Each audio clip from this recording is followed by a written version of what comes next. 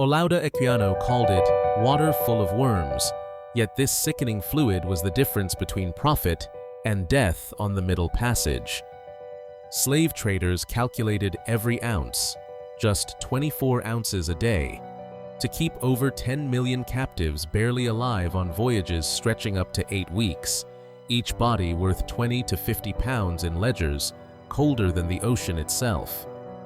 But the true story of how enslaved people got drinking water on slave ships is far more twisted than simple cruelty or neglect. And across barrels, blueprints, and desperate hands, survival played out drop by drop. Why did millions perish while others endured? The answers beneath the decks reveal a system built on numbers, rot, and control. Ledgers from the era of the Atlantic slave trade reveal a world in which human life was reduced to arithmetic. Every ship that left Liverpool or Nantes for the African coast carried not just shackles and trade goods, but detailed account books, profit tables with columns for bodies, ounces, and pounds sterling. The value assigned to each captive was chillingly precise. A healthy adult, once landed in the Americas, could bring between 20 and 50 pounds.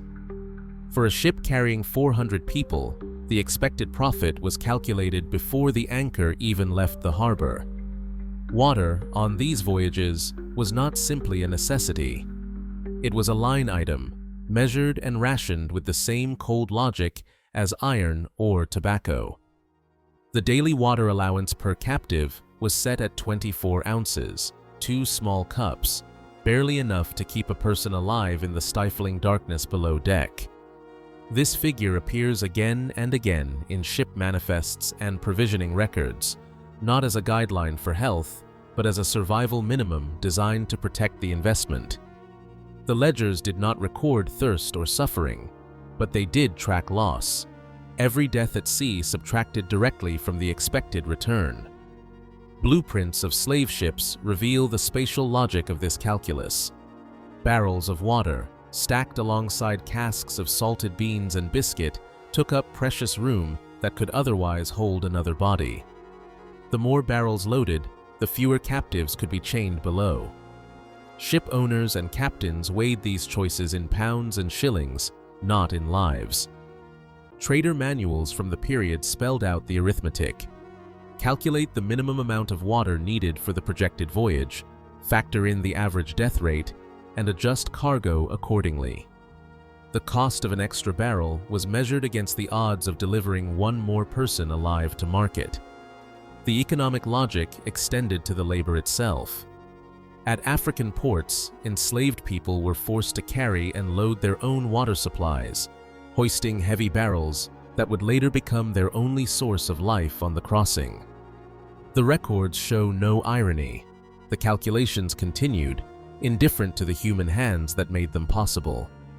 Insurance policies, too, reflected this mindset. Underwriters in London and Bordeaux treated captives as insurable cargo, with policies that covered loss from death, but not from thirst or disease. The risk was always measured in monetary terms. Within these ledgers, the horror of the Middle Passage becomes a matter of margins. Each ounce of water rationed, each barrel stowed or left behind, was a decision made in pursuit of profit. The numbers tell a story of survival reduced to a formula, where the line between life and death was drawn by the ink of a merchant's pen. Slave ship blueprints reveal a world engineered for profit, where every square foot below deck was contested ground. Water barrels, made from white oak and sealed with tar, lined the lowest reaches of the hold. Each ship typically carried between 250 and 500 casks, stacked tightly to conserve space. But for every row of barrels included, there was a trade-off. Removing just one row could make room for 40 more bodies. The arithmetic was brutal. More water meant fewer captives, and fewer captives meant less profit. Shipowners and captains worked out these calculations in advance, using naval schematics and cargo plans to optimize their human cargo. Trader manuals from the period instructed captains to provision only the minimum water needed for the projected length of the voyage, factoring in expected death rates and the odds of reaching port with a full cargo. On the African coast, the work of loading these heavy barrels fell to the very people who would depend on them for survival. Otoba Kugoano remembered being forced to carry water casks up the gangplank, knowing each barrel would later be rationed out in ounces. The labor was backbreaking, and the irony went unremarked in ship records. The focus remained fixed on space and weight. A standard barrel held about 31 gallons, a puncheon 72, a butt over 100. Every cask took up space that could have been filled with another chained body, and every calculation reduced survival to a question of cubic feet. Blueprints from ships like the Brooks and Henrietta Marie show how water storage was squeezed into corners, under stairwells, and between decks. The barrels were lashed down to prevent shifting in storms, but their placement often exposed them to bilge water and the heat of the lower decks. The design left little room for error. If a barrel cracked or leaked, the loss was not just water, but profit. The risk of spoilage was weighed against the cost of carrying extra supplies. Manuals advised captains to keep just enough water for the planned journey, with a small margin for delays, but never enough to jeopardize the number of captives on board. The mathematics of space extended beyond the hold. Deck heights were reduced to maximize capacity, creating suffocating conditions below. Water barrels competed with food stores, shackles, and trade goods, each item measured for its impact on the bottom line. Insurance policies reflected these choices, covering the loss of human cargo, but not the consequences of running out of water. In this system, every decision favored more bodies over more barrels, more profit over more life. The architecture of the slave ship was a blueprint for survival calculated in inches and gallons, with water always just one variable in a deadly equation. Barrel making was a skilled trade, passed down through generations of coopers who shaped, bent, and sealed white oak staves to hold the ship's most precious liquid. Each stave, cut at least an inch thick, had to fit perfectly with its neighbors. Iron hoops squeezed the wood tight, and hot tar was brushed into every seam. Yet even the best craftsmanship could not outmatch the Atlantic. The wood, seasoned for strength, responded to the tropical sun and shifting seas by swelling and shrinking. As the ship crossed the equator, the heat forced the staves apart, opening hairline cracks that no amount of tar could truly seal. Water began to seep out, sometimes in slow drips, sometimes in sudden gushes after a barrel split under pressure. Iron hoops, exposed to salt spray and sweat, rusted quickly. The corrosion ate away at the metal, loosening their grip and allowing the barrels to flex with every swell. If a barrel rolled or shifted in a storm, the joints might slip just enough to start a leak. Some captains tried to reinforce the barrels with extra hoops or thicker tar, but these fixes rarely held for long. The tar itself, meant to keep water in, often melted in the heat, running down the sides of the barrel and leaving the wood exposed. Rainwater, bilge water, and even seawater found their way through these new gaps, contaminating the supply further. On the African coast, barrels were often assembled in haste from shooks, pre-cut staves and hoops, then filled with river water already thick with silt and life. The cooper's tools, dulled by salt and sand, could not always shape a perfect seal. Once loaded, the barrels were wedged into the lowest part of the hold, pressed against the hull, where the pounding of the waves and the weight of other cargo put constant stress on every joint. Even the soundest barrel, tested for leaks with a splash of water before sailing, could not withstand 6 weeks of motion, heat, and pressure. Mary Prince later remembered the bitter taste of water that had passed through tar and oak, a taste she could never forget. The barrels themselves became a symbol of the voyage, crafted with care, but never strong enough to hold back what was coming. Every leak meant less water for those below, and every crack set the clock ticking on spoilage. In the end, the technology of the day was simply not fit for the purpose demanded by the slave trade. Barrels designed for wine or oil could not keep water fresh and safe for hundreds of people packed below deck. The flaws were built into the very structure of the ship, and every drop lost or tainted was another reminder of the limits of human skill when pressed into the service of profit. Cloudiness crept into the water barrels within days of leaving the African coast. The first week brought a faint haze and a metallic tang as the fresh river water absorbed tannins from the oak and traces of tar from the seams. By the second week, the taste sharpened, bitter, sometimes with a hint of rot. The barrels, wedged deep in the hold and lashed against the hull, sat in a stew of heat and humidity. Air below deck often climbed past 30 degrees Celsius, turning every cask into a slow cooking vessel for whatever was inside. By the third week, a green film began to swirl in the buckets. Algae bloomed in the darkness, feeding on whatever sunlight filtered through the cracks and the nutrients carried from African rivers. Some barrels grew a layer of slime so thick it clung to the ladles. Iquiano remembered water that was full of worms, and ship surgeons noted the same. Thread-like creatures writhing in the rations, impossible to filter out with the cloths sometimes used by the crew. The water, once clear, now carried the stench of decay and a texture that stuck to the tongue. Week 4 marked a turning point. The water thickened, sometimes described as honey-like in consistency, heavy with suspended matter and crawling with visible life. Any attempt at purification, adding vinegar, squeezing in lime juice, or mixing in rum, only masked the taste for a moment. The underlying foulness remained. Some captains tried to stir the barrels or pour water from one cask to another, hoping to freshen the supply, but these efforts only spread the contamination further. The barrels themselves, sweating in the heat, began to leak, letting in brine from the bilge and salt from the ocean spray. Even the best sealed casks could not keep out the relentless intrusion of filth and salt. Disease followed the spoilage. By the end of the first month, waterborne parasites had seeded the holds with dysentery. Surgeons recorded the rapid spread of flux, bloody diarrhea that left the floors slick and the air unbreathable. The cycle was unbreakable.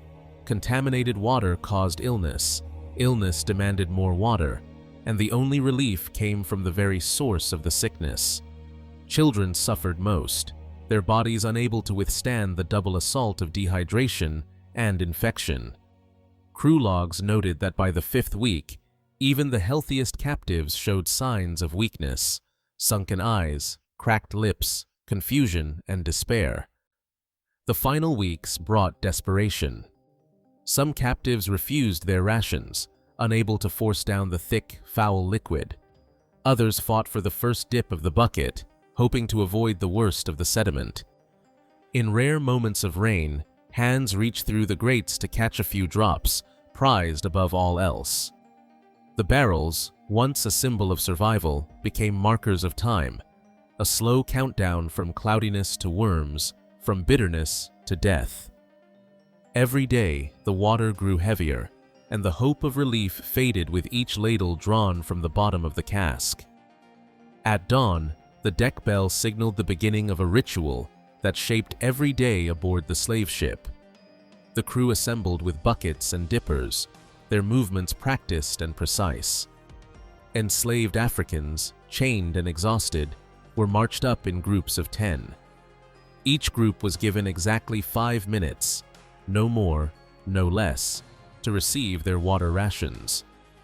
The logbooks recorded these timings with cold regularity: 5 a.m., 5 p.m., every day without fail.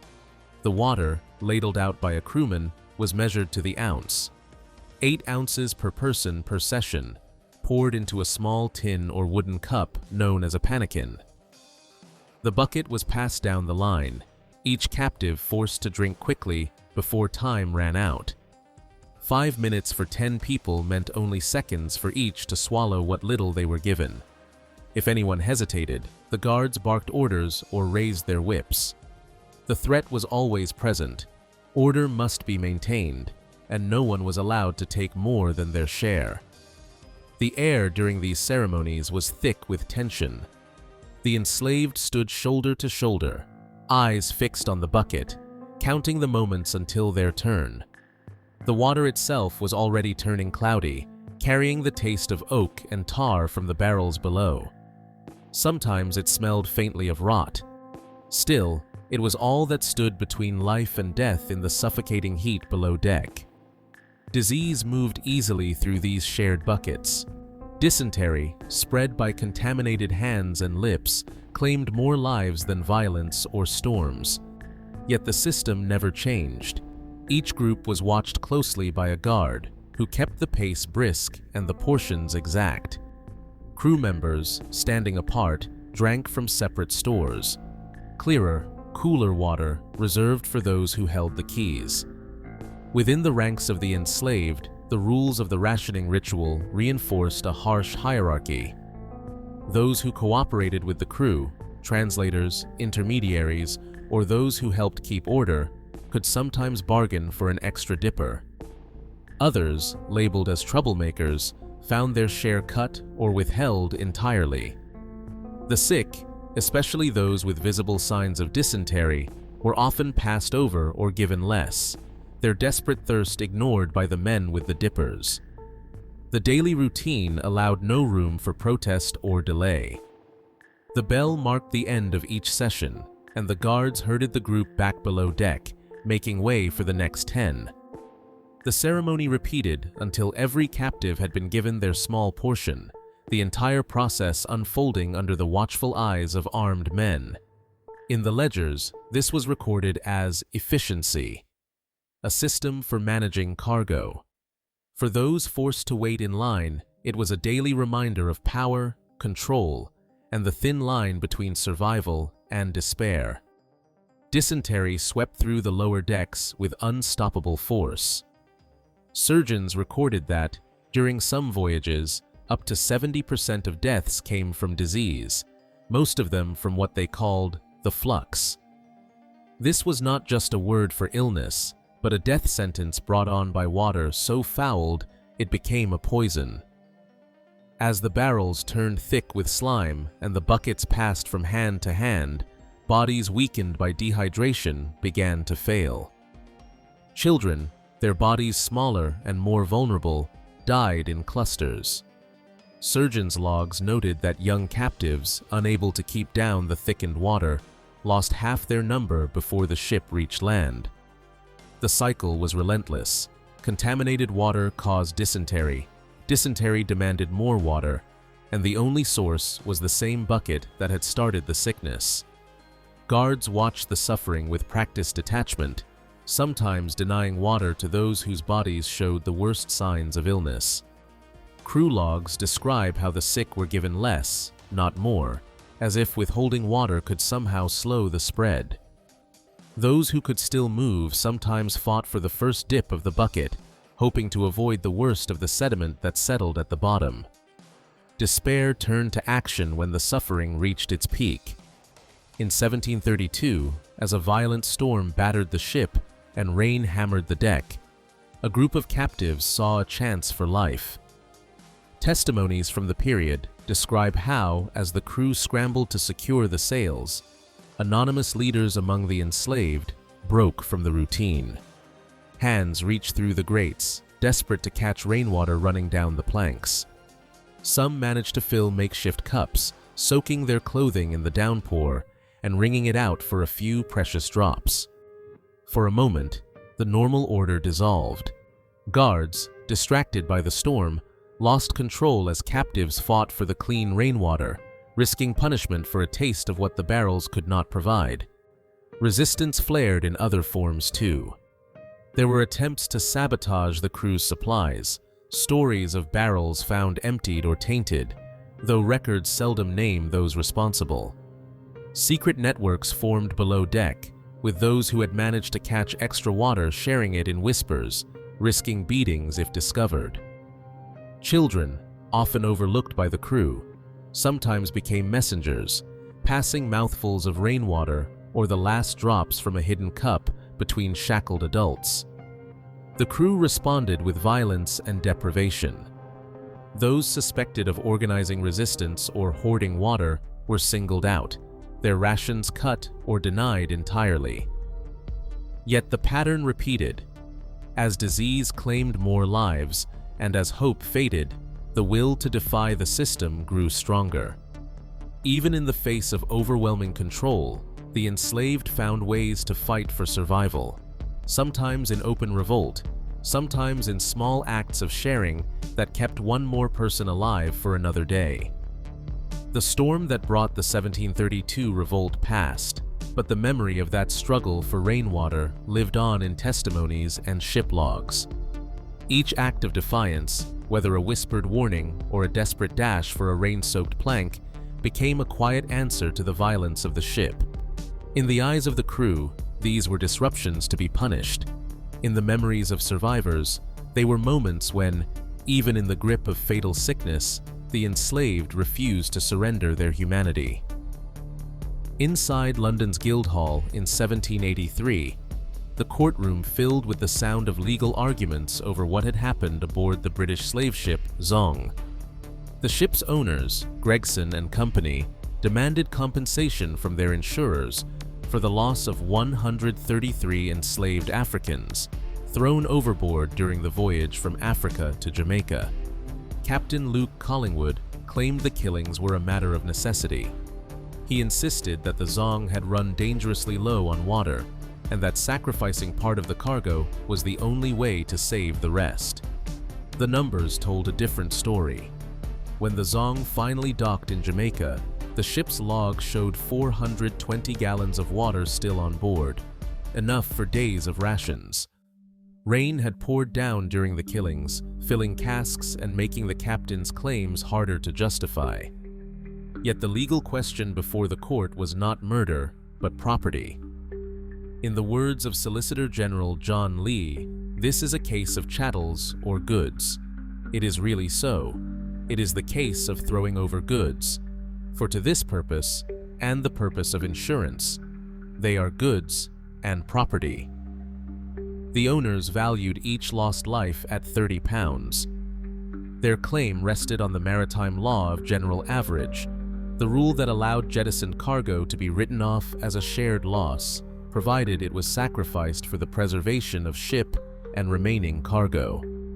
The court heard that, on November 29, 1781, 54 women and children were forced through the cabin windows into the sea. 2 days later, 42 men followed. Over the next week, 36 more were cast overboard. 10 jumped themselves, choosing the ocean over the hold. The crew's testimony described the water rationing and the decision to reduce numbers. The insurers countered with evidence of the rain and the remaining stores. Granville Sharp, the abolitionist, sat in the gallery. He had been alerted to the case by Olaudah Equiano, who brought him the news that the Zong's owners were seeking payment for lives lost at sea. Sharp pressed for murder charges, but the court refused. The trial was not about justice for the dead, but about whether the insurance company was liable for lost property. The judge instructed the jury to consider the enslaved Africans as cargo. In the end, the jury sided with the ship owners, agreeing that the insurers must pay for the jettisoned goods. The Zong case exposed the legal machinery that allowed mass killing to hide behind commercial logic. Water scarcity became the justification for murder, and the law measured loss in pounds, not lives. Sharp and Equiano challenged the verdict in the court of public opinion, publishing accounts that forced the British public to confront the horror behind the numbers. But in the records of Gregson versus Gilbert, the language of property prevailed. The verdict echoed through the slave trade, a warning that the law would protect profit, even at the cost of 133 souls. Barrel staves recovered from the wreck of the Henrietta Marie still bear traces of what they once held.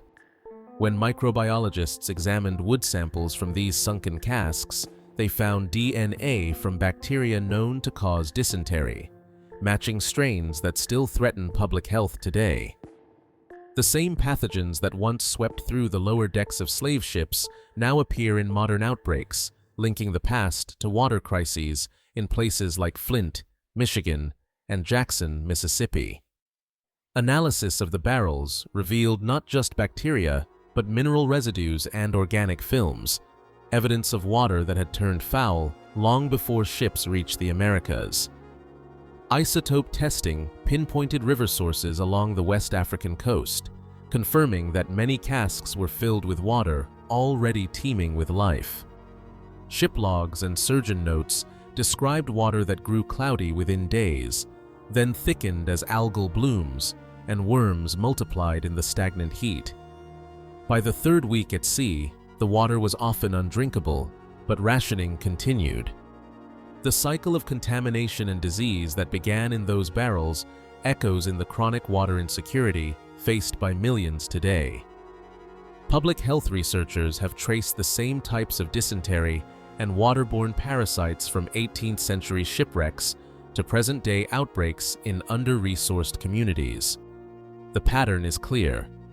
When water is rationed, neglected, or left to stagnate, disease follows. Activists working on water justice issues point to this legacy, arguing that access to clean water remains a basic human right, not a privilege. The lessons from the Middle Passage are written in both bone and bacteria. Skeletons recovered from shipwrecks show signs of kidney damage and bone loss, markers of chronic dehydration that match medical findings in communities still battling unsafe water. The science confirms what survivor voices have always said: contaminated water kills, and the systems that allow it to happen are not relics of the past. The microbial fingerprints left in the wood of slave ship barrels now serve as silent witnesses, bridging centuries of struggle over the right to drink safely. For researchers and activists, these findings are not just historical curiosities. They are calls to action, reminders that the fight for clean water is unfinished business. On the Middle Passage, enslaved Africans were given just 24 ounces of water per day. Documents show this ration, barely enough to survive, was calculated for profit, not humanity. Ship blueprints and trader manuals reveal how barrels of water competed with bodies for space, while court records like Gregson versus Gilbert expose a legal system that treated people as cargo. Archaeologists have since confirmed water contamination and disease through barrel residue and DNA. Yet, many ship logs remain incomplete, and the daily decisions of captives, how they shared, resisted, or endured, are only partly known. Today, millions still lack safe water, and public health reports trace the legacy of water injustice from the past to the present. The names of the lost, recorded in ledgers and survivor testimony, remind us: denying water was not just a hardship, but a deliberate tool of control. This history, preserved in evidence and memory, still shapes the struggle for dignity and access around the world.